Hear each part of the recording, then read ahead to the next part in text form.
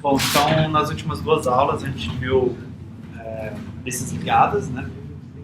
Hoje a gente vai aprender duas estruturas de dados novas, que são filas e pilhas, mas a gente, para implementar filas e pilhas, a gente vai usar listas ligadas e vetores, que já são duas coisas que vocês já viram, tá?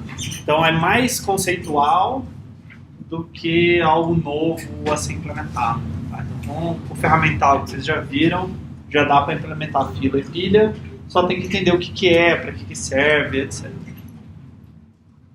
Tá? Então, por exemplo, imagina que você tem um laboratório lá, ou vários laboratórios de pesquisa que tem na Unicamp, e tem uma impressora só nesse laboratório, tá? E aí essa impressora é compartilhada em vários computadores, né? Então tem vários computadores no laboratório, uma impressora só, e aí os alunos mandam imprimir coisas nessa impressora, tá? Então a pergunta é, bom, como é que eu gerencio essa lista de tarefas de impressão que eu preciso imprimir, certo?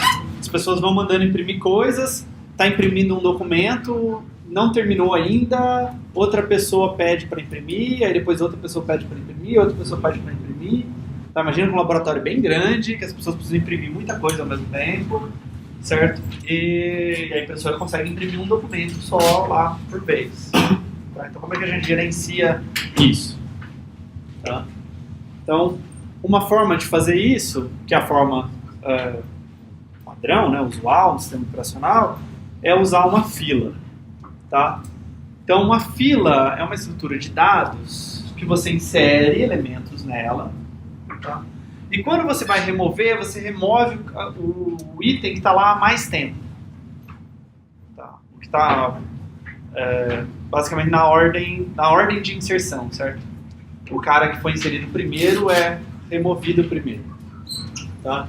Então a gente chama isso de first in, first out. O primeiro que entra é o primeiro que sai. Tá? Depois a gente vai ver uma coisa que é diferente de first in, first out. Tá? Isso aqui parece muito uma fila de banco, por exemplo. Ignora o caixa preferencial, ou que se não tiver caixa preferencial, algum idoso pode passar na frente, certo? Digamos que não tem exceções. Digamos que são todas pessoas adultas, sem gestantes, sem idosos, sem nada, tá? Bom, você chega, entra na fila, entra outra pessoa atrás, entra outra pessoa atrás, certo? E a pessoa do início da fila, e aí depende do que você quer chamar de início da fila, tá?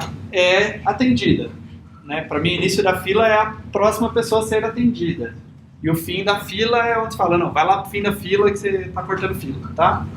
Então você tira alguém do início e as novas pessoas entram no fim da fila, tá? Então se você pensar, você vai concluir que, bom, as pessoas saem da fila na ordem que elas entram, tá? Então a gente basicamente tem duas operações para essa estrutura de dados. Tem algumas outras que são auxiliares, tá? Um é enfileira, tá? Então eu quero colocar alguém na fila, vou enfileirar a pessoa, o objeto, o número inteiro, o que for, tá? Então eu vou adicionar ela lá no fim da fila, tá? E desenfileira, que é remover o item do início, tá? Então é kill e dekill, tá? Então quando vocês forem programar determinadas linguagens, é bom vocês saberem esses nomes, tá? São nomes meio... Sim. Mas aí seria como comandos disponíveis numa linguagem de programação em que kill necessariamente significa colocar no final, e se disser dekill não precisa dizer o que eu estou dekilling, é só... Isso, Então tem linguagem de programação que vai te dar uma fila pronta, e aí você fala, por exemplo, digamos que você tivesse isso em Python, você teria a sua fila lá, e você falaria fila pronto, kill, eu falava estranho de escrever porque tem o E, sei lá, número 10. E aí depois eu posso falar x é igual a fila ponto dekill. Né? Porque pega o primeiro cara da fila e guarda nessa variável. Aqui não, coloco 10 no final da fila. Então, por exemplo, lá para a fila de impressão, você pode falar alguma coisa... Estou abusando um pouquinho, né? De como eu vou fazer isso, mas só para ficar claro, alguém manda imprimir um arquivo PDF lá, então você enfileira o arquivo PDF numa coisa que a gente de fato chama de fila de impressão. Não sei se vocês já prestaram atenção nisso, mas vocês mandam imprimir, em geral abre como se fosse um programinha, uma janela, e está escrito fila de impressão na impressora tal, né? Então ele vai lá e coloca esse PDF na fila de impressão. Aí alguém manda imprimir um documento Word, ele vai lá para a fila de impressão, certo? Aí a impressora começa a imprimir o PDF até que o PDF termina de ser impresso. Então o PDF é desenfileirado, certo? Então quem entrou primeiro? Quem entrou primeiro foi o PDF antes do Word. Então ele vai sair primeiro. Essa é a ideia. Tá? Então vai ficar lá só o documento Word para ser impresso em seguida. Aí alguém manda imprimir uma planilha. Aí alguém manda imprimir uma imagem. Certo? E aí talvez a impressora termina de imprimir o Word. Aí ele sai da fila, aqueles dois caras ficam. Exatamente como você pensaria em uma fila de banco. Ok? Tá. Então, para implementar isso, dúvidas? Como implementar isso? A gente vai ver algumas formas de implementar. Cada uma tem uma característica. Tá? Então eu posso implementar a fila usando lista ligada, por exemplo. Tá? Então eu posso ter uma lista ligada aqui, tá? Simples. Só que além de saber o início dela, eu sei também o fim dela. Ok? Então para inserir, eu vou inserir no início. Aqui eu estou chamando de início, porque é o início da lista ligada, certo? Mas eu vou inserir no fim da fila, tá? O fim da fila, a primeira pessoa a ser atendida vai ser D, depois C, depois B, depois A, tá? Se eu for inserir alguém na fila, eu vou inserir aqui antes do A, entre o INI e o A. Se eu for remover alguém da fila, eu vou remover quem que é o fim. Não, falei besteira. Eu vou remover o A. Ignora tudo que eu falei. Porque agora eu pensei, isso não vai dar certo. Tá? Isso não vai ser O de 1. É o contrário. Quando eu for desenfileirar, eu vou desenfileirar... É que a seta minha... Eu vou desenfileirar o A. E quando eu for enfileirar, eu vou enfileirar depois o D. Tá? Realmente está na ordem certa. Então ignora o que eu falei. Volta atrás. Tá? Então tirar da fila é tirar o A e fazer o INI apontar para B. Inserir na fila é inserir o E aqui e fazer o fim apontar para E. Tá? Se eu quiser fazer o contrário, não vai dar certo. Não vai ser rápido. Tá? Ok. Então, como que a gente vai fazer para implementar a nossa fila? Tá?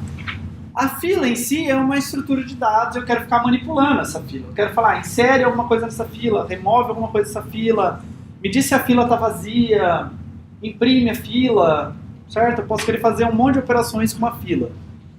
Então, eu vou implementar um tipo abstrato de dados, tá? Vai ter um ponto H e vai ter uma struct para representar uma fila. Tá? O que eu preciso para representar essa fila? Eu preciso de 2 ponteiros para nó. O início e o fim. Tá? Então, eu estou fazendo aqui, ó, typedef struct, pNoInI e fim, fila. E como eu falei para vocês, eu sempre vou ficar manipulando as structs através de ponteiro. Tá? Então eu também tenho o meu pfila. Ok? No meu programa ainda precisa ter o struct nó lá que a gente viu nas 2 últimas aulas. Tá? Para poder implementar a lista ligada. Bom, então como que a gente faz essa fila? Primeiro eu vou criar uma fila. O que eu faço? Alocar a struct de fila. Eu tenho que alocar a struct de fila, tá? Porque eu tenho ponto. Eu vou devolver um ponteiro para uma struct de fila que vai estar em algum lugar na memória. Então eu tenho que alocar essa struct de fila. E o que mais? inicializar o ini e o fim como null, porque no começo não tem ninguém na fila, a fila está vazia. Então, essa lista ligada toda vai estar vazia, então o início dela é null, o fim dela também é null. Então eu tenho um ponteiro f aqui, tipo pfila, eu aloco uma fila, certo? Então eu aloco quantidade de bytes de uma fila e passo para o f esse endereço. E aí eu falo que fin e ffin são null, porque não tem ninguém na fila. E aí eu devolvo esse f. Como é que eu destruo uma fila? Eu passo f.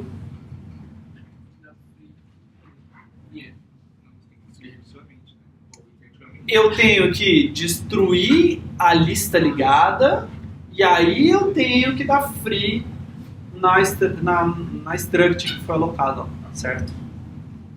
Então, primeiro eu destruo uma lista com aquele código que a gente viu, de destruir a lista recursivamente, ou com uma versão interativa, tanto faz para mim, né? Passando o começo da fila, desculpa, da lista ligada, né? Que é o começo da fila. E aí depois eu tenho que liberar esse f que eu aloquei de fato. Então note que aqui eu aloquei o f e aqui eu estou liberando o f, mas aqui eu estou liberando umas coisas a mais. Por quê? Pode ser que o usuário não removeu todos os elementos da fila e queira destruir a fila. Então tem que tomar cuidado para não vazar memória. Tá? Dúvidas?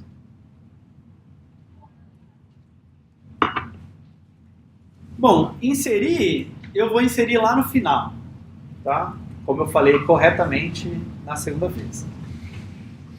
Na primeira vez falei errado, mas depois eu falei, vou inserir aqui, certo?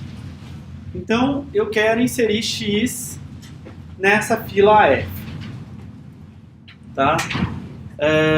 Aqui a minha função é void, porque eu não vou precisar ficar fazendo aquele truque de devolver o começo da lista ligada, tá? Já explico isso mais detalhes. Já volto nisso. Vamos só ver em termos de ponteiro o que eu vou fazer, tá? Então você me deu a fila f e o x. Então o que eu tenho que fazer para inserir x aqui no final da fila? Você tem que saber se ela está vazia ou não. Se ela estiver vazia, vai ser um problema para mim, eu vou ter que lidar com isso, certo? Vamos pensar que ela não está vazia. Se ela não está vazia, o que eu tenho que fazer? Eu aloco um nó, mas e aí? Aloco um nó, guardo o x lá. Faz o último apontar para o novo nó. O último, o D, né, por exemplo. Isso. O D apontar para o último nó. E o fim também apontar para esse último nó. Certo? E botar o W. E vou colocar o x. Então, eu aloco um novo nó aqui, guardo o x nele, falo que o próximo dele é null, porque ele vai ser o último elemento da lista ligada, certo? E aí tem... bom, isso daí era se a lista não fosse vazia. Se a lista for vazia, o que eu faço? O início também vai ter que apontar para esse cara, certo? Porque se a lista estiver vazia, vai ficar só um nó e o início e o fim vão apontar para o mesmo cara. Tá? Então, se fin for null, significa que a minha fila é vazia. Então, fin passa a ser novo, passa a apontar para esse novo nó. Tá? Só para as pessoas não terem que imaginar tanto. Bom, deixa eu fazer esse caso. Esse caso eu tenho in e fim apontando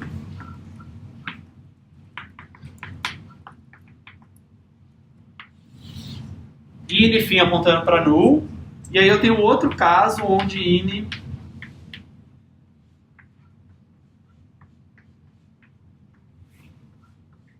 não é null.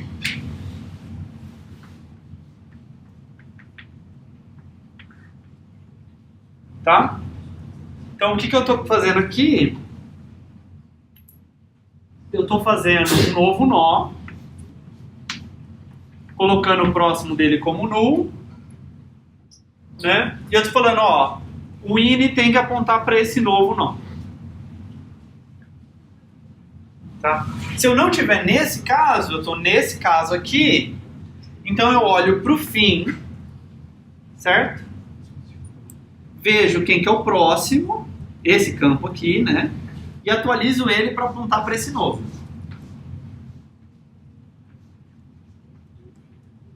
Tudo bem?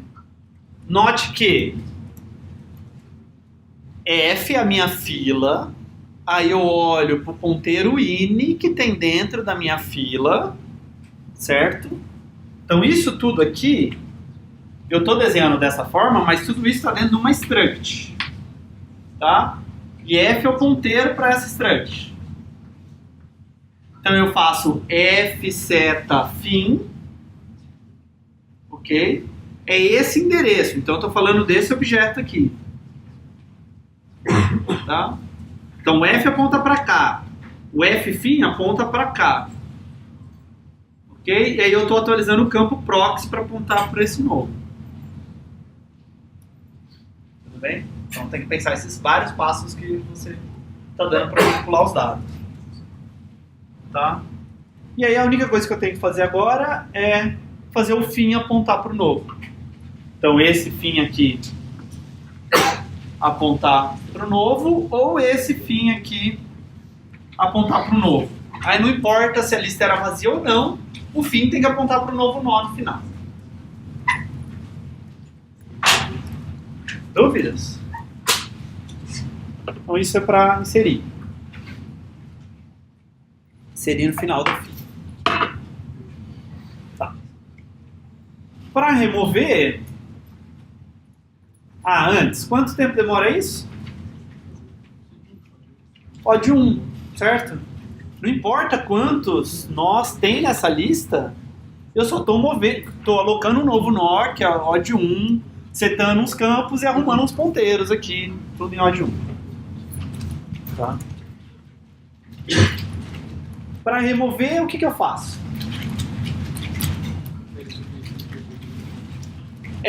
Eu vou supor que a fila não está vazia. Tá? Poderia testar, e se a fila estiver vazia, você dá um erro e mata o programa. Eu não vou testar isso. Vou supor que a fila não é vazia. E dane-se o que vai acontecer se a fila for. Tá? Então, digamos que a fila não é vazia. Esse é o TQ, eu não estou tirando qualquer um. Estou tirando o primeiro que foi impresso. Isso, eu quero tirar o primeiro cara da fila. O primeiro que entrou, né? O A foi o primeiro cara que entrou na fila, eu quero tirar o primeiro cara da fila. Não posso apagar qualquer cara aqui no meio. Salvar o dado. Você tem que determinar o dado. Eu vou... anote isso. Eu não vou devolver um nó, eu vou devolver o dado que está guardado no nó. No meu exemplo, é um inteiro que está guardado no nó. Tá? Se fosse um struct aluno, uma data, um double, qualquer coisa, o tipo dessa função mudaria. Tá? Então eu quero devolver esse inteiro A aqui, tá? Então eu posso guardar ele numa variável para depois devolver, né? E aí?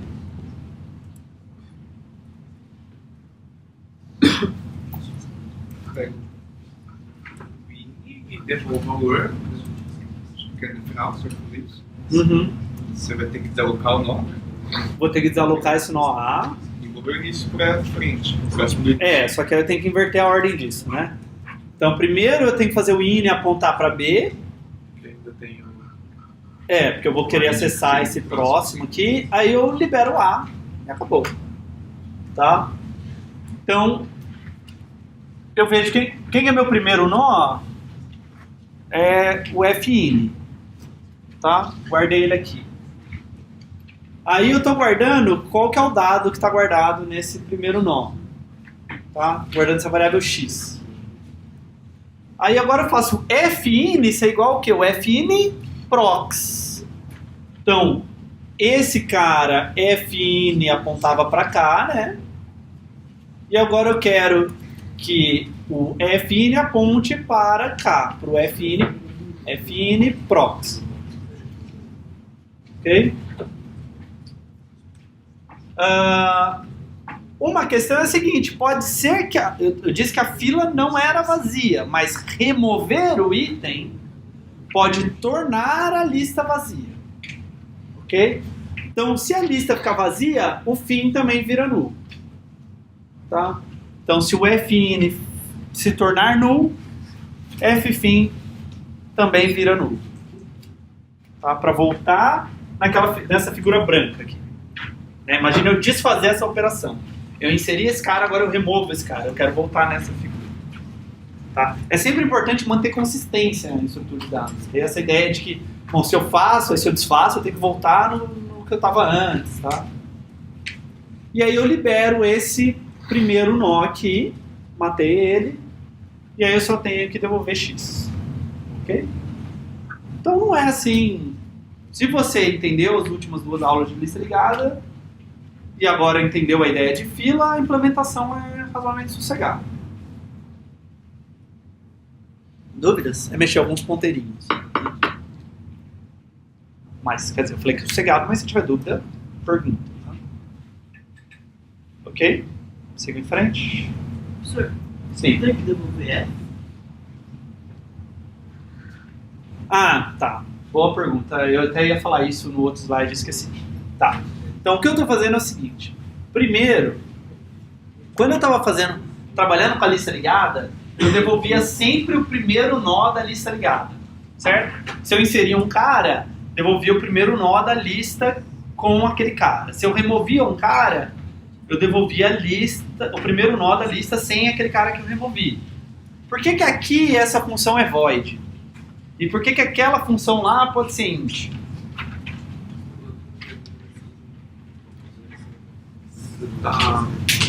Você já está alterando o que é o in naquela lá. Não. Nessa aqui, você não está alterando qual é o início, então você não precisa retornar ele. Mas mesmo se Não, eu estou alterando o início potencialmente. Potencialmente. Na linha 7 eu posso alterar. você tem um ponteiro que vai apontar para o início, então você não precisa retornar. Essa também é uma casquinha, né? Você não tem uma lista de diagrama, você tem uma coisa por cima que disfarça a lista de diagrama. Então, assim, eu tenho o meu F, Você vai lá e muda, você não retorna. que é um ponteiro para essa struct que tem 2 campos, in e fin. Certo? Então, como eu estou passando o ponteiro F, se eu mudar esse in, de fato muda. Se eu mudar esse fin, de fato muda. Certo? Porque lá no seu main, você tinha o seu, sei lá, digamos, F do main. Quando você chamar a função enfileira, sei lá, F do main, 10, aquela F lá vai apontar para o mesmo lugar que F do main. Ok? Então, quando eu mudar o in e o fin, eu vou estar de fato mudando o in e fin da F do main. Em outras palavras, eu estou passando essa struct por referência. Certo? Então, lá em lista ligada, eu poderia fazer uma casca que nem essa, poderia, e chamar só de in, certo? E aí eu não ia ficar precisando devolver as coisas. Tá? Que seria meio que colocar uma cabeça na lista. Tá? Mas lá eu acho mais prático não fazer isso. Mas para várias outras estruturas de dados, eu vou ter uma struct que representa a estrutura de dados, e ela vai ter outras coisas lá dentro, por exemplo, um vetor ou uma lista ligada, certo? E aí eu não vou precisar ficar fazendo esse truque de devolver o primeiro cara. Tudo bem? Ficou claro isso?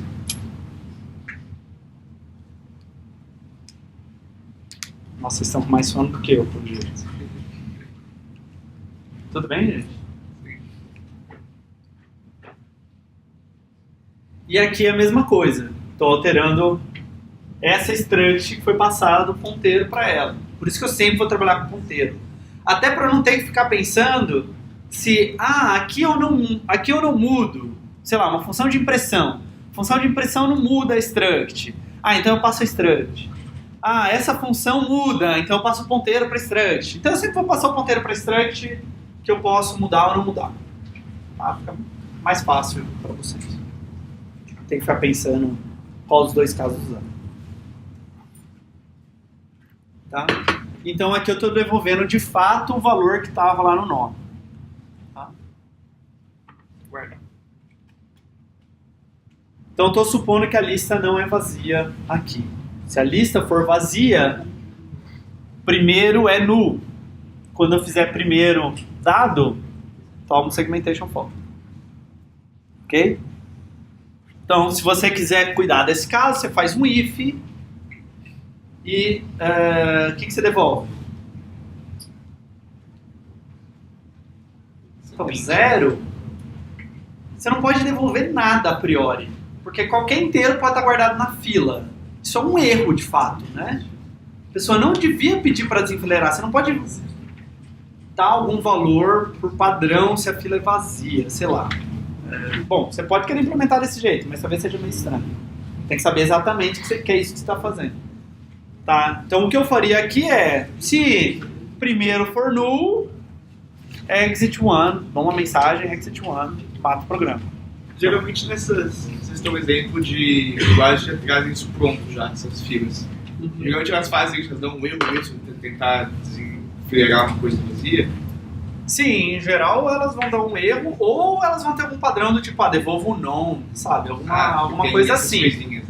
Porque no Python eu posso devolver um int, um double, um non, ou o que eu quiser.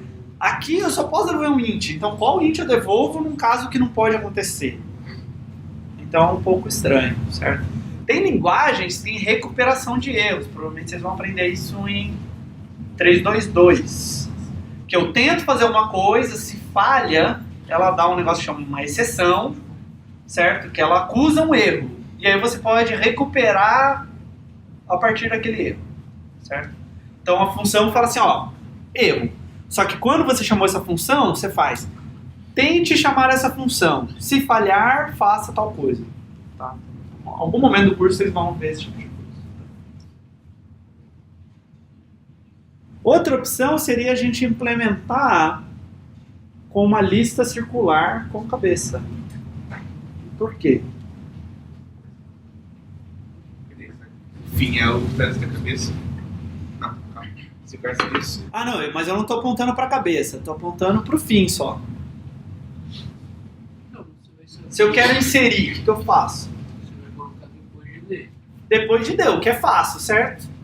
É só eu colocar um nó que o D aponta para ele e ele aponta para a cabeça. Eu tenho a informação que eu preciso.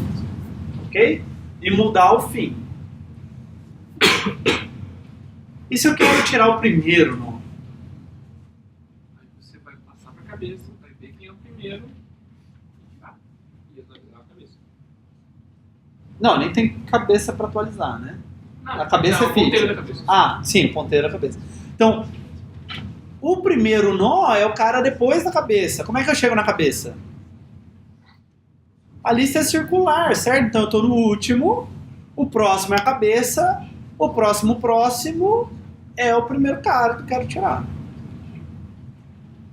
Ok? Então eu consigo, eu só preciso fazer a cabeça passar por cima do A e devolver o A. Tá? Então para enfileirar eu tenho que atualizar o campo prox do fim, certo? Então fim aponta para esse cara, prox apontado para a cabeça, né? Então eu coloquei um novo nó lá e atualizo. E eu tenho que mudar o fim para apontar para esse novo nó. Para desenfileirar, eu tenho que remover o nó seguinte do nó dummy, da cabeça, tá? Que é o fim prox. Eu sei que nó que eu tenho que remover. Tá? Se der tempo, eu volto e faço esse exercício com vocês. Acho que dá tempo. Dúvidas? Tá. Então, legal, a gente viu como implementar com lista ligada. Mas dá para implementar também usando vetor, não precisa usar lista ligada. Tá? Então uma primeira ideia seria o seguinte, bom, o que eu quero fazer, certo?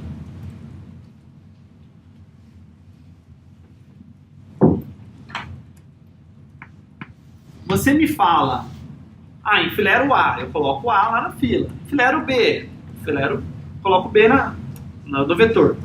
Enfileira C, eu coloco o C no vetor. Vou colocando aqui, da esquerda para a direita. A ordem dos caras que foram inseridos está preservada aqui, certo? Se eu sempre colocar na última posição não usada do vetor, a ordem que foi inserida está sendo mantida. Ok? Então, se eu quero primeiro eu quero desenfileirar, eu preciso pegar o A.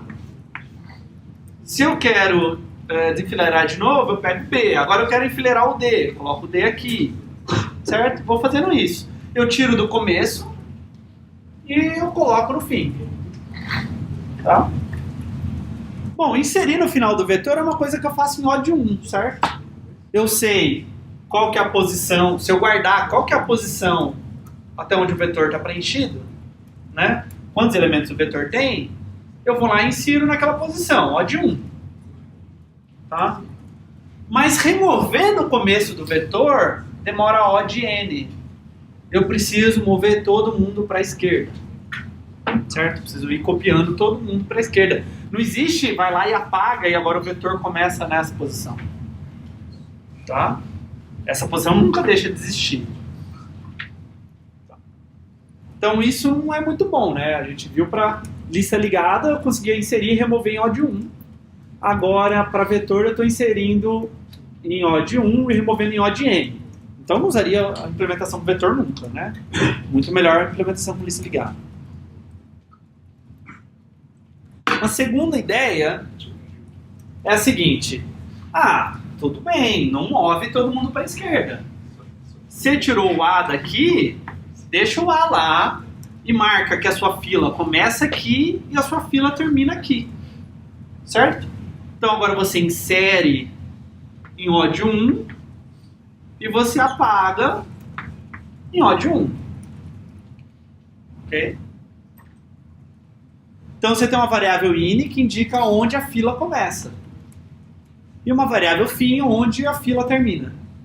Tá? Então, remover da fila é só somar 1 no in. Inserir na fila é só colocar na posição fim e somar 1, enfim. Tá? E aí fica uma figura como essa.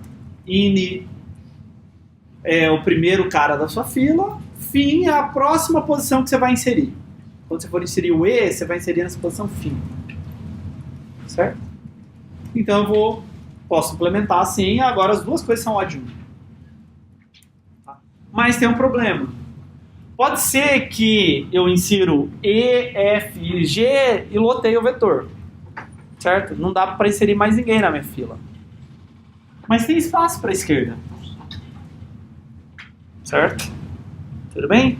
Então eu estou desperdiçando espaço com essa ideia. Então aloca um vetor maior. Ou então, sabe? Ok, dá para fazer, mas você está desperdiçando memória. Tá? Bom, então eu faço o seguinte. Eu movo todo mundo para o começo do vetor se lotar. A, B, C, D, E, F, G. Lotou, eu quero inserir o H, não cabe, eu movo todo mundo no começo do vetor. O que vocês acham? Alguém fez não. Por que você fez não? Vai voltar a ser O de N. Eu vou ter que copiar toda a informação para lá. Certo? É o mesmo problema de mover as coisas para a esquerda. Tá? Bom, o legal seria se, quando eu colocasse E, F, G, eu pudesse meio que recortar esses três caras e colocar aqui no final, né? Dá para fazer isso. Não dá para, de fato, recortar, mas dá para simular isso. Tá? Bom, então isso aqui leva tempo de. Então a solução para a gente é considerar o vetor como se ele fosse uma coisa circular. Então a gente está desenhando o vetor assim. Imagina que você pega essas duas pontas e cola. Para ficar com uma coisa assim. Tá? Então, a gente está acostumado a pensar que V1 vem depois de V0, V2 depois de V1, V3 depois de V2, assim por diante, e que V9 vem depois de V8. O que vem depois de V9? V10, que está fora do vetor. Digamos que coloquei um vetor de tamanho 10. Tá? Eu vou começar a considerar que depois de V9 vem V0. Como se fosse um relógio. Imagina um relógio que começa meia-noite, anda, certo? Ele dá meio-dia e depois ele dá 1h da tarde. Ele volta a contar de novo, ciclos de 12. Tá? Só que ao invés de ciclo de 12, o meu é um ciclo de N. Ok? Então, para isso eu vou fazer a manipulação dos índices módulo n, certo? Então, eu vou ter índices 0, 1, 2, até n-1. O índice n, eu vou mapear ele no índice 0. Então, se eu fiz módulo n, certo? Qual que é o resto da divisão de n por n? 0. Aí o n mais 1, eu vou mapear no 1. O n mais 2, no 2. O n mais 3, no 3. Até chegar no 2n menos 1, que eu vou mapear no n menos 1. Certo? E aí o 3n, eu vou... até chegar no... isso, 2n menos 1. Aí o 2n eu vou mapear de novo no 0. Certo? Como se as coisas estivessem circulares. Certo? Então sempre volta no 0. Vai ser mais fácil de fazer do que parece. Tá? Então a minha struct é essa daqui. Tá? Eu tenho um int estrela v, que é o vetor para armazenar os dados. Minha fila é de inteiros. Então esse vetor é vetor de inteiros. Se fosse uma fila de doubles, esse era um vetor de doubles. Tá? Então esse vetor é do tipo da informação que você quer guardar na fila. Tá? Aí eu vou ter um ini, que é o início da fila, onde que a fila começa nesse vetor circular. Tá? Bom, o que é onde começa? Para mim vai ser a posição da próxima remoção. Quando eu for remover alguém, eu vou remover a posição ini. Tá? Então se você olhar nessa figura, eu vou remover o A, ele está na posição 8. Então meu ini é 8. Ok? O meu fim é o fim da fila. De novo, o que é o fim da fila? Para mim vai ser o lugar onde eu vou inserir na próxima vez. Porque você podia falar que o fim da fila é que é onde está o D. Tá? Eu estou falando que o fim da fila é, na verdade, a posição depois do D, onde eu vou inserir depois. Tá? Só para ficar padronizado. Então, o ini é o lugar que eu vou fazer a próxima remoção da fila. Fim é onde eu vou fazer a próxima inserção na fila. Tá? Então o fim nessa figura é 2. O n é 10. Tá? Então n é o tamanho do vetor alocado. Então eu vou falar o seguinte, eu quero alocar um vetor de tamanho 1000. Mas pode ser que é 1000, mas só tem 4 elementos na fila. Tá? Esse é um exemplo de um vetor de tamanho 10, que tem 4 elementos na fila nesse momento. Ok? E tamanho vai ser o tamanho da fila de fato, número de elementos. Tá? Então aqui n é 10, porque eu aloquei 10 posições. Quando eu dei malloc, eu dei um malloc de 10 ints. Mas o tamanho da fila é 4. Sim. Tem uns detalhezinhos de implementação que você consegue viver sem ela. Tá? Mas é meio chato isso. Porque no fim das contas você precisa conseguir diferenciar entre fila vazia e fila cheia. Okay? Então, fila vazia é um cara que o início e o fim são iguais. Mas na fila cheia, o início e o fim também podem ser iguais. E aí, como que eu sei qual dos dois? Tá? Aí tem uns truques, outras formas de implementar que escapam disso. Mas acho que didaticamente é mais fácil de entender e não é um gasto computacional grande. Ok? De novo, eu continuo tendo meu fila, estrela, p fila. Só que note que a minha struct mudou agora, não é aquela struct mais. Tá? Isso mostra uma coisa legal de tipo abstrato de dados. Né? Eu posso ter duas implementações diferentes de fila. Essa ou aquela. E usar qual for melhor. Tá? Sem ter que mudar o cliente. Um leve detalhe. Tá? O meu criar fila precisa receber esse n aí. Tá? Esse n é o número máximo de caras que você vai pôr na fila. Com lista ligada, eu posso colocar tantos caras eu quiser numa fila. Com vetor, não, porque o espaço do vetor é finito. Tá? É fixo. Então eu vou poder colocar no máximo n elementos na fila. Tá? Ao mesmo tempo. A fila vai poder ter no máximo n elementos ao mesmo tempo. Tá? Então como é que eu crio essa fila? Bom, eu tenho meu ponteiro f, eu aloco uma struct fila, e aí eu aloco um vetor de tamanho enão, tá? N vezes size of int, guardo no V lá, que é o meu vetor. E aí eu seto esses outros campos. Começo, início é 0, fim é 0, o enão da minha fila é o próprio enão, tá? Que você me deu, e o tamanho inicial é 0, porque não tem ninguém na fila. Tá? E aí eu devolvo F. Dúvidas? Tá. Então eu falei, eu vou inserir, tem essa questão do relógio, sei lá, 2n menos 1 vai ser mapeado em n menos 1, 2n vai ser mapeado em 0, não sei o que. É mais fácil do que isso. Tá?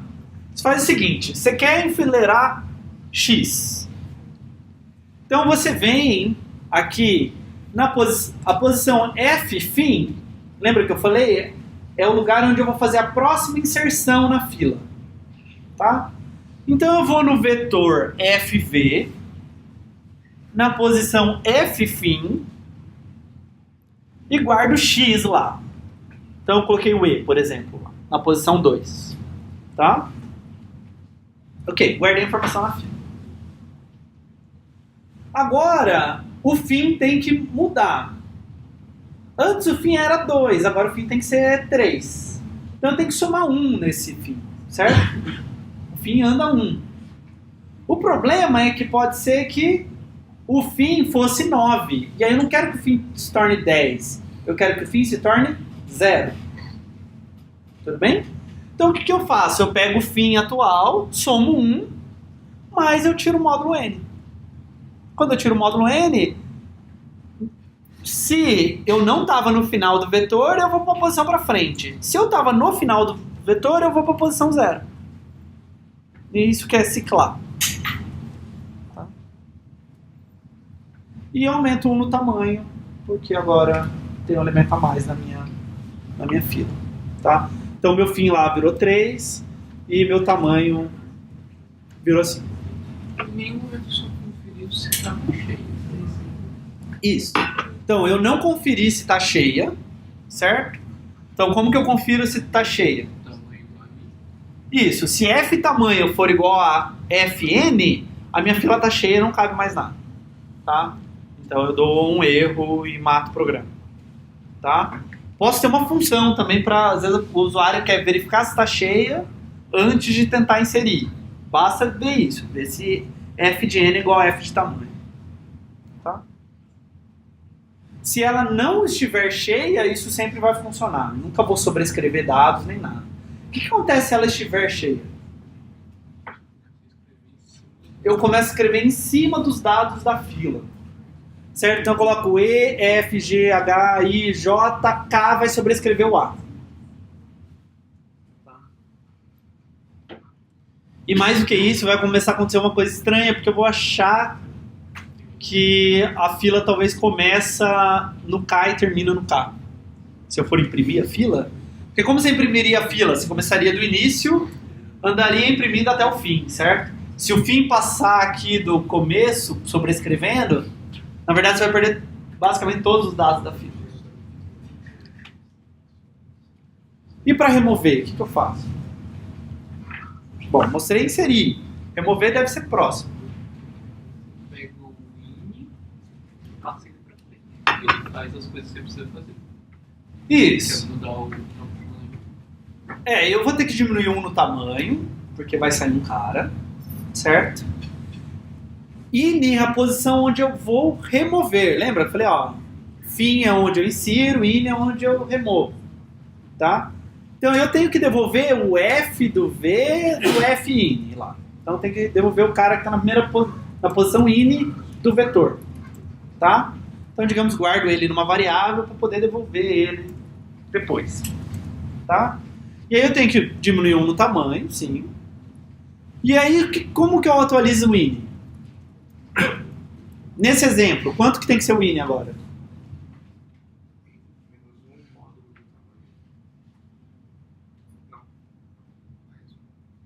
Agora, nesse exemplo, quanto que tem que ser o in?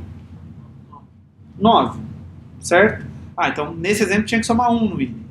E se eu mandar desenfileirar de novo para tirar o B? Aí tem que passar 0, certo? Então, de novo, soma 1 e tira o módulo. Tá?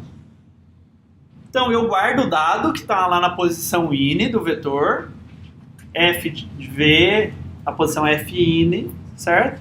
Guardo aqui no x. Ando 1 com in, módulo n. Ok? E aí eu subtraio 1 no tamanho. É só você pensar aquela mesma ideia de como 13 horas é a mesma coisa que 1 hora da tarde. Certo? Você está tirando 12 ali toda hora no módulo. Ok? E aí eu devolvo o x. Tá? Então, só para olhar na animação ali.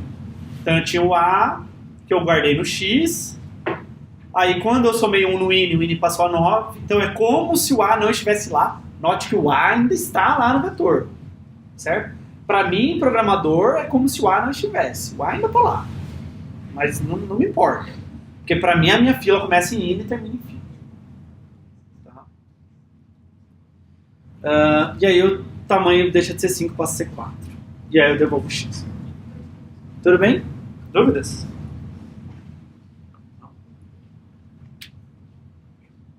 Tá. Então, um exemplo bem bobo de como a gente usa isso. Tá? Então eu tenho lá o meu main, uma fila f, tá? Aí eu crio uma fila de tamanho 100, lembra? Eu tinha que passar o n lá. Se eu quiser implementar com lista ligada, eu não preciso passar esse 100, ok? Ou esse 100 podia ser uma constante, alguma coisa assim, para o vetor, e aí eu nunca nem passo o tamanho 100. Eu leio um número n, aí eu vou ler n números, tá? Que eu estou guardando em x, e aí eu estou enfileirando x nessa fila f. Ok? Então eu estou colocando x lá nessa fila f. Tá? E agora eu faço, enquanto a fila não estiver vazia, então isso é uma função que eu não dei o código, tá?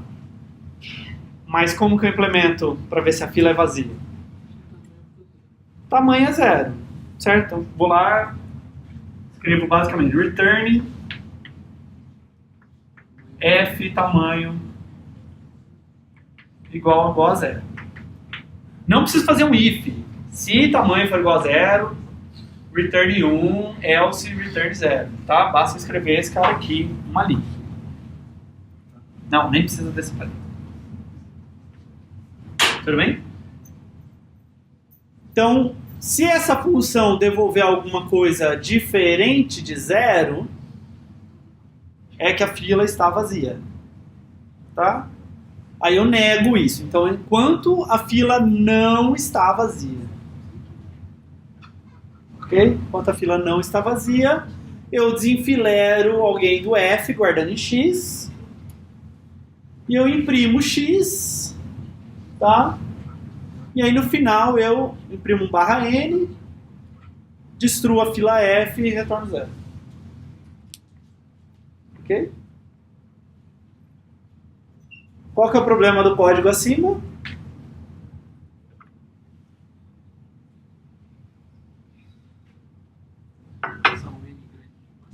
Isso.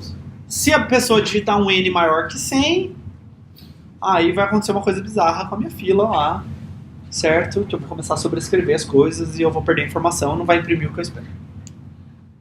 Ok? Então, se o n for maior que 100, isso estraga meu código. Tá? Mas aí, nesse caso, eu poderia usar a lista ligada. Se eu não sei a quantidade de informação, posso usar a lista ligada. Tá? Também posso usar vetor fazendo uma coisa parecida com o que vocês fizeram no Lab 5. Que o vetor crescia, dobrava de tamanho. Eu posso alocar um novo vetor, copiar os dados para lá, e essa ser minha nova fila. Dá para fazer isso também. Não é tão terrível quanto talvez pareça. Dá para fazer. Ok? Para que serve isso? Bom, para um monte de coisa. Tá? Serve para gerenciamento de fila de impressão. Tá? serve para buffer do teclado. Então, quando você digita no teclado, a gente fala que tem um buffer de teclado, não sei se vocês já estudaram essa expressão ou não. Esse buffer é sempre alguma coisa de computação que armazena coisas de uma maneira meio temporária para ser usados depois. Tá? Então, você vai digitando, o computador vai armazenando essa informação e o programa depois vai consumindo essa informação. Tá? Vai processando essa informação de alguma forma. Tá? Por exemplo, num jogo, um jogo roda alguma quantidade de quadros por segundo. Lá. Digamos que ele rode a 30 quadros por segundo. Um jogo, ele é implementado da mesma forma que cinema funciona. Certo? Como que cinema funciona? Uma sequência de imagens que piscam bem rápido na sua frente que dá sensação de movimento. O jogo faz a mesma coisa. Ele mostra uma imagem fixa a cada momento para você, certo? E ele vai processando a informação e pensando como essa informação, como essa imagem tem que refletir de acordo com os comandos do usuário. Então, quando você está jogando, você está apertando botões no controle ou no teclado, está sendo armazenado quais botões foram feitos, e aí quando chegar para o jogo processar essa informação, ele sabe a lista de todos os comandos que foram feitos, ele processa e vê o que o jogo tem que fazer, como a figura muda, e aí o jogo responde ao seu comando. Mas é tão rápido que parece que as coisas estão acontecendo em tempo real. Ou não, dependendo do seu computador. Vocês já devem ter tido alguma experiência do computador ficar lento e vocês, sei lá, começar a digitar um monte de coisa no teclado e não acontece nada, e aí de repente sai um monte de letras, assim, certo? Esse é o buffer do teclado. Então ele é, na verdade, uma fila. Você está escrevendo, a informação está entrando no fim da fila. E aí o sistema operacional e o programa vão consumindo isso no começo da fila, para manter a ordem que foi escrita. Certo? Escalonamento de processos também, se eu quero realizar tarefas, como a impressão, por exemplo, né? Eu posso colocar esses processos em fila e aí vai sendo executado um a um, certo? Na ordem. Comunicação entre aplicativos e computadores, também é uma coisa, imagino que vocês devem ver isso em alguma disciplina futura. Tá? Eu tenho... Bom, em termos de computadores, talvez é fácil de pensar, eu tenho um computador aqui, eu quero mandar informação daqui para cá, então aqui eu coloco uma fila, certo? Que esse computador escreve na fila, esse computador consome da fila. Por quê? Bom, pode ser que a velocidade de download desse cara é muito mais rápida do que a velocidade de upload desse cara. Aí tudo bem, tudo que eu vou colocando, esse cara consome. Mas pode ser que seja o contrário. Pode ser que o download desse cara seja lento e o upload desse cara seja rápido. Então as coisas vão sendo enfileiradas para serem consumidas por esse cara aqui, na velocidade que ele consegue. Comunicação entre programas também. Você pode ter programas que conversam entre si. Tá? No terminal você tem o pipe, por exemplo. Não sei se alguém já viu. Você tem algum comando aqui e algum outro comando aqui, o pipe.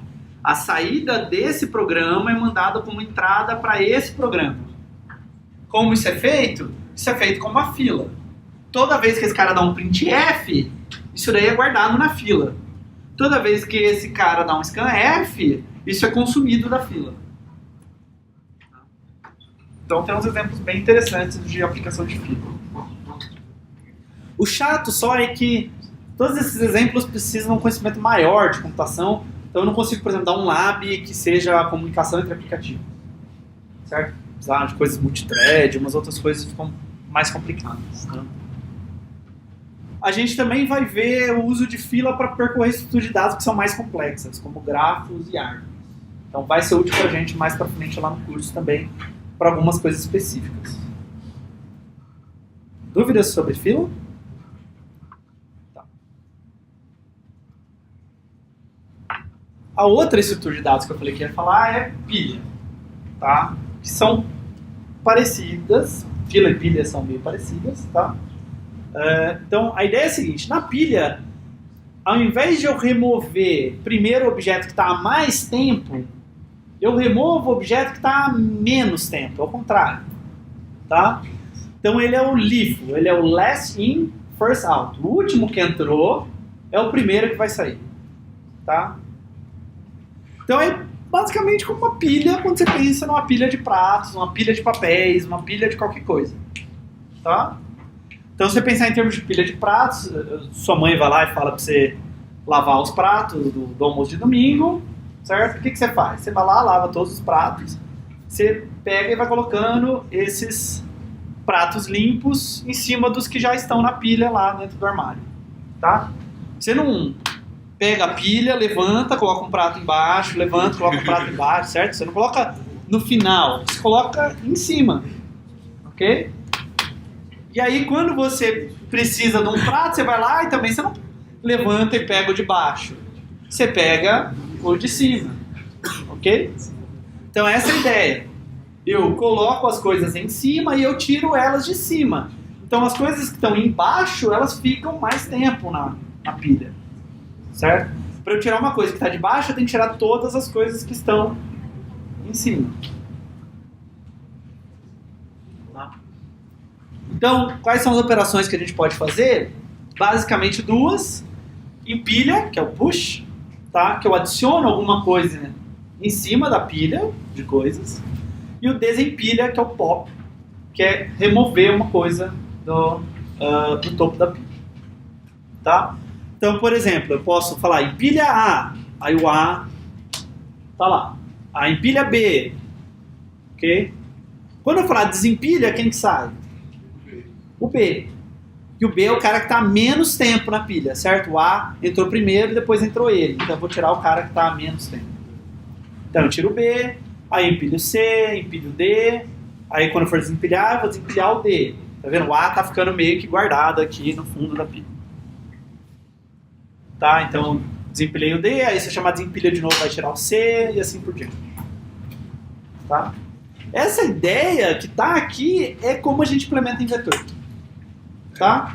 Pega esse cara aqui e rotaciona ele, pensa que essa é a posição 0 do vetor, essa é a posição 1 do vetor e assim por diante. Tá? Então a gente tem um vetor, tá? Que está lá, o fundo da pilha é A, B, C, D é o cara que está no topo da pilha. Ok? Então a minha struct vai ter duas informações que eu preciso. Tá? O vetor em si, ponteiro para esse vetor, tá? E, bom, na verdade você poderia pensar como o número de elementos que estão guardados nessa pilha, tá? Porque eles vão estar guardados de 0 até o número de elementos menos 1, tá? Eu vou chamar essa variável de topo, porque é a forma como em geral a gente chama ela, tá? Então é onde é o topo da pilha. Topo da pilha é a posição da próxima inserção. Tá? Onde eu vou inserir quando eu for colocar um novo elemento. Tá? E de novo eu vou ter o meu P pilha aqui, que é meu ponteiro para uma pilha. Tá? Então V é o vetor para armazenar os dados, topo é o fim da pilha, posição da próxima inserção. Tá? Então inserir é bem simples. Tá? Você me dá uma pilha P em um inteiro I, eu só vou na posição do topo, que é a posição da próxima inserção, e coloco o I lá. Ok? E aí eu somo 1 no topo, porque agora tem um cara a mais. Tá, então eu insiro o E aqui e ando 1 no topo. Tá? E remover, né, que é desempilhar, você me passa a pilha P, eu vou te devolver um int. Então o que eu faço? Eu subtraio 1 do topo, e aí eu devolvo quem está no topo. Ok? Porque o topo é a próxima posição vazia. Quando eu subtraio 1, eu estou em cima do último cara da pilha. Então eu devolvo a posição do topo. Ok? E os elementos da pilha agora serão de 0 até topo menos 1. Então eu devolvo PV, P topo. Tá? Então é uma implementação bem simples. Dúvidas? Não? Ok? Problemas com o código? Se estourar, Isso. Então, de novo, é um vetor. Eu posso estourar esse vetor se eu colocar caras demais nessa pilha. Certo? Bom, mas o usuário poderia verificar se a pilha está cheia para não inserir. Como é que ele sabe se a pilha está cheia? o número de espaço que você tem. Topo igual a... Cadê o N que a gente tem que manter conta dele? Isso. Na minha implementação aqui não tem aquele N dizendo com que tamanho eu aloquei essa pilha. Tá? Nossa responsabilidade. Então, se eu quiser, ou fica como a minha responsabilidade, quando eu criar a pilha, eu passei aquele valor, depois eu tenho que saber que eu nunca ensino mais que aquilo, ou eu tenho que mudar minha struct e colocar um campo aqui N grande também, e guardar para poder ter essa função pilha cheia depois. Tá? Vocês vão escutar dois termos em computação. Overflow e underflow. Vocês já devem ter ouvido falar do site Stack Overflow. Stack é pilha em inglês, certo? Então, quando o Stack Overflow está falando de Stack Overflow, ele está falando dessa pilha que vocês estão aprendendo agora. Overflow é uma coisa que passa do limite, certo? Então, Stack Overflow é quando uma pilha estoura. A gente em português chama estouro de pilha. Tá? Então, é quando a sua pilha tinha essa capacidade e você tentou inserir um cara a mais, você estourou a pilha. Tá? Pode, inclusive, ser aquela pilha de memória. E eu vou depois explicar como que aquela pilha da memória, lembra, pilha e heap, o que aquela pilha de memória tem a ver com essa pilha aqui. Tá? Vou falar isso na próxima aula. Ok? E underflow é tentar desempilhar de uma pilha que está vazia. Não tem nada para remover ali, porque eu estou tentando desempilhar, então estou dando um underflow para baixo. Um é a mais, outro a menos. Ok? Então, com lista ligada. Depois que eu empilhar A, B e C, eu vou ficar com uma lista ligada dessa forma. A no final, depois B, depois C. Tá? Tudo bem? Então, os itens vão estar do topo da pilha para o fundo da pilha na lista, nessa ordem. Tá? Podia fazer com a ordem contrária? Podia, mas as operações iam ficar caras. Então, a minha pilha aqui, ela é só um PNO topo, não precisava dessa struct, tá? Daria para fazer do jeito que a gente estava fazendo com lista ligada. Só estou fazendo assim porque aí os dois pilhas funcionam, as duas pilhas funcionam de maneira igual, certo? Posso ter os mesmos métodos e o usuário não vai saber se eu estou usando um vetor ou estou usando uma lista ligada, ok? Bom, então, para empilhar, eu só tenho que inserir um cara no meio aqui, entre o topo e D. Tá? Então, eu aloco um novo nó, guardo X nesse novo nó, falo que ele aponta para o pilha topo, né, para quem o topo aponta, e eu falo que pilha topo aponta para esse novo nó. Então, o que eu estou fazendo é inserir na primeira posição da lista ligada, que é uma coisa que a gente já fez. Então, aqui está meu topo, aqui está o primeiro cara, certo? E aí o que eu estou fazendo é criar um novo nó,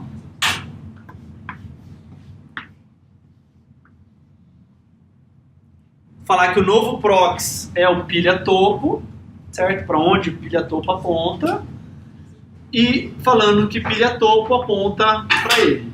Então eu estou inserindo aqui no começo. Tá? Então o último cara a ser inserido vai ser o primeiro cara da minha lista ligada. Tá? Então como é que eu removo?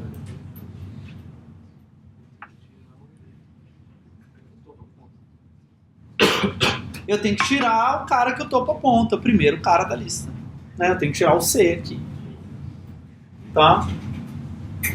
Então você me dá a pilha, eu estou guardando aqui quem que era o topo, né? Então o topo era C, aqui no meu exemplo, esse nó aqui que tem o C. Então guardei aqui, topo é igual a pilha topo, certo? E aí X é igual a topo dado, que é esse valor C aqui. Ok? E aí agora eu tenho que fazer a pilha topo apontar para a pilha topo prox, certo? Tem que pular aqui o cara C. Tudo bem? E aí eu libero o topo original, né? E devolvo X. Quanto tempo demora inserir e remover nessa versão de lista ligada? De 1, certo? Eu estou movendo os ponteiros de novo. Ok? Eu nunca preciso percorrer até o final lá. Se eu tivesse implementado o contrário, talvez fizesse mais sentido. Assim, mas está empilhado A, B e C e se lê é CBA, certo? Se eu implementasse ao contrário, eu sempre ia ter que inserir e remover no final. Para inserir e remover no final, eu tenho que ir até o final. Ok? Ou implementar alguma lista ligada mais complicada. Como, sei lá, uma lista duplamente ligada circular, sei lá, alguma coisa assim. Mas olha como é simples essa implementação. Ok? Bom, aplicação para pilha. A gente vai ver várias dessas na próxima aula. Tá? A próxima aula é uma aula de aplicações de pilha. Tá? Então, por exemplo, balanceamento de parênteses. Pode parecer bobo, mas um problema bastante importante é eu quero saber se isso daqui tem os parênteses bem formados, certo? Mas olha só, isso daqui não, né? Ou isso daqui não, certo? Ou coisas do tipo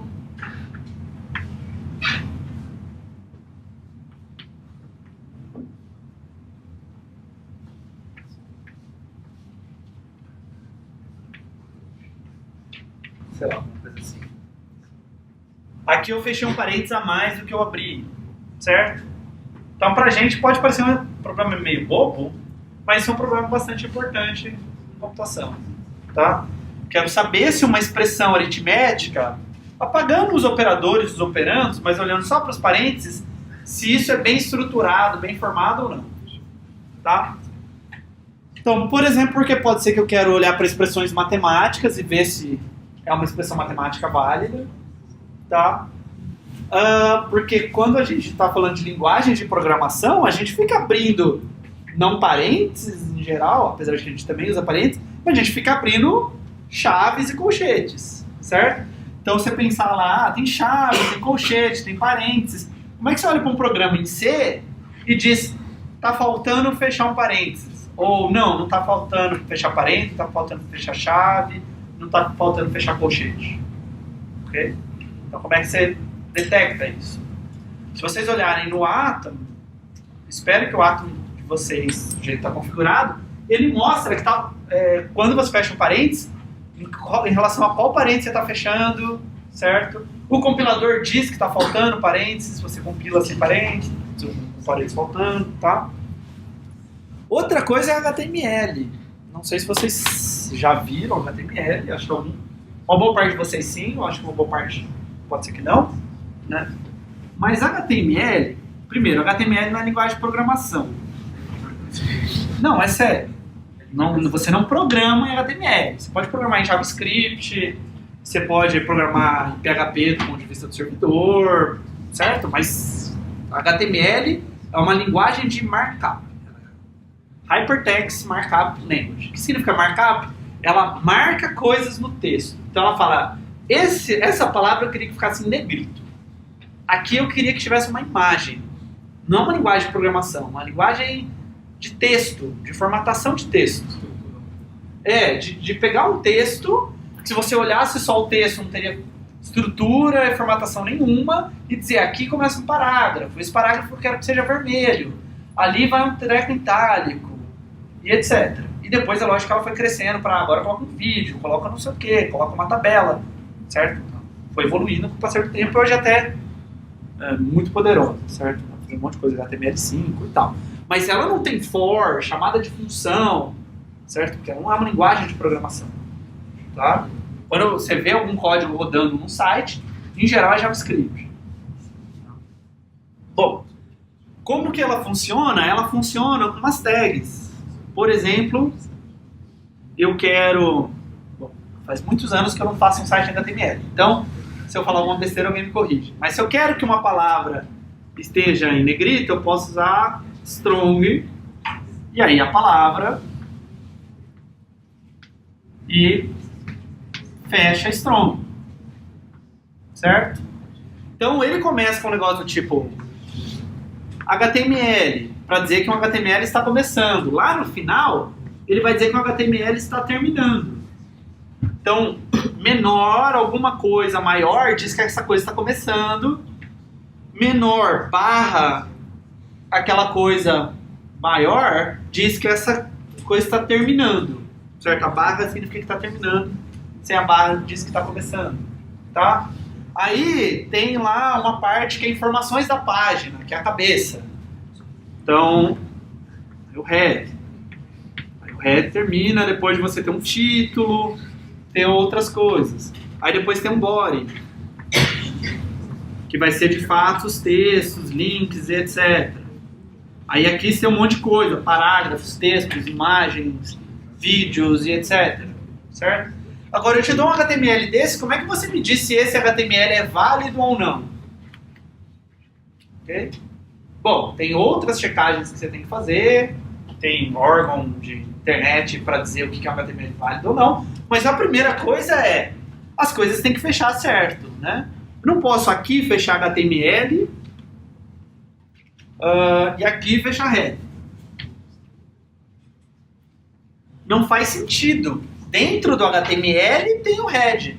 Aqui esse cara está fechando com um negócio que foi aberto e que vai ser fechado depois. É o equivalente em matemática de você escrever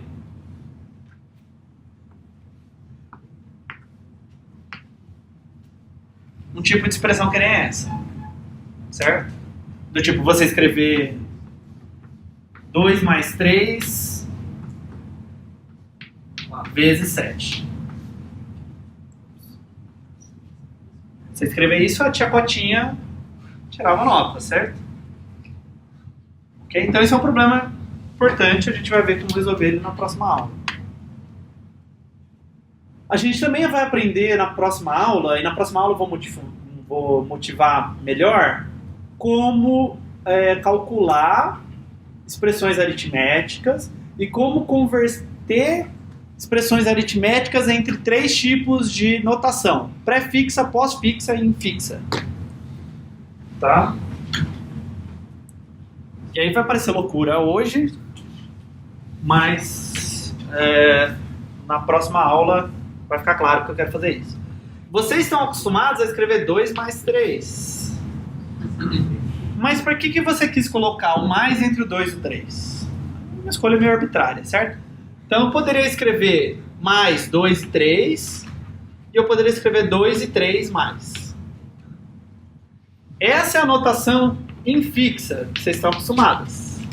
O operador vai entre os operandos. Essa é a notação pré-fixa.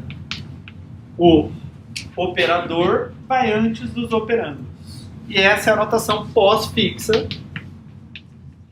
O operador vai depois dos operandos. Certo? Tem calculadoras financeiras, HP, famosas, pessoal de administração, economia, deles usarem, que usa prefixo, se não me engano.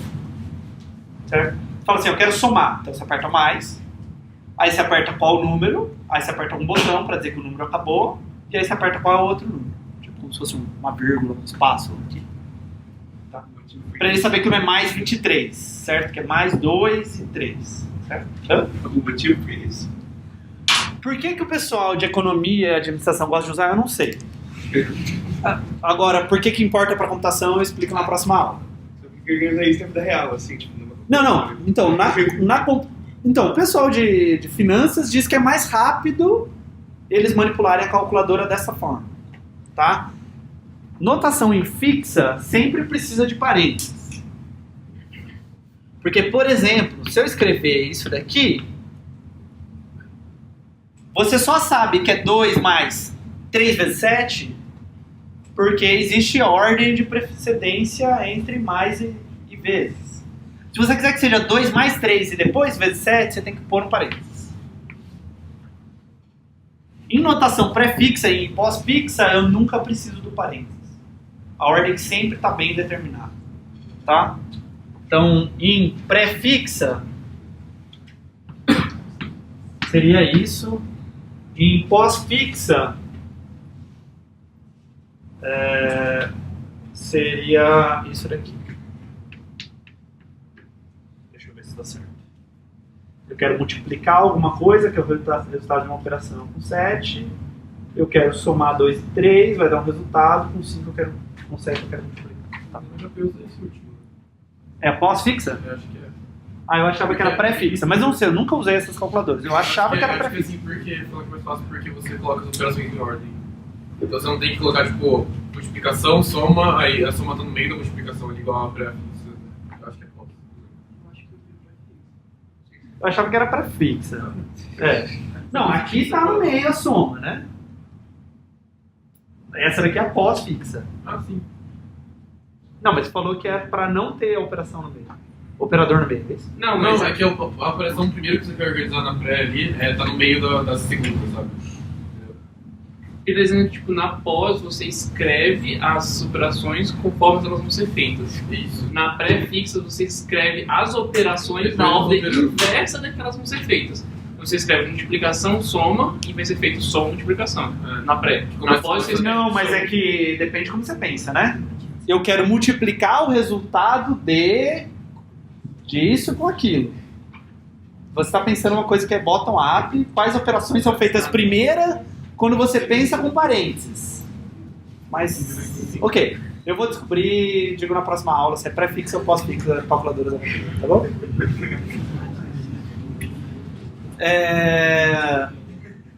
E também serve para percorrer estruturas de dados complexas, tá? Como grafos e árvores. E que vai ser muito legal para a gente na próxima aula, serve para fazer recursão. Então a gente vai entender de onde vem essa mágica da recursão. Ou pelo menos espero que sim. Tá? Por que esse negócio da recursão funciona? Como que isso é feito? Como que o computador faz a mágica da recursão? Tá? A gente vai ver que no fim das contas é uma pilha que está sendo usada lá.